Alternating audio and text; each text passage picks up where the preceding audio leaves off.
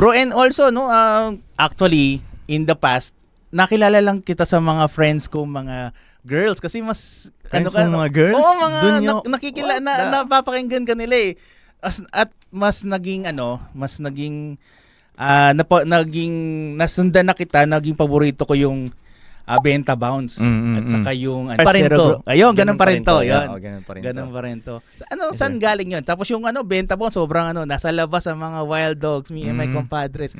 Sobrang nahook ako doon sa umpisang lines pa lang. Saan nanggaling yun? Ano ba yung naging inspirasyon mo doon sa mga kanta na yun?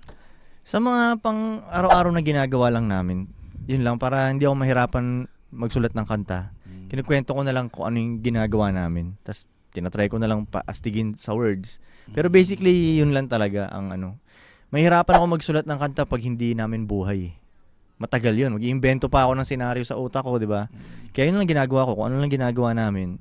Yun. Kasi kadalasan, yung panahon na yun, bebenta kami, bounce na agad kami. Alam mo yun, wala nang kwentuhan, wala nang benta, bounce. Doon ko lang nakuha yun. Benta, bounce lang.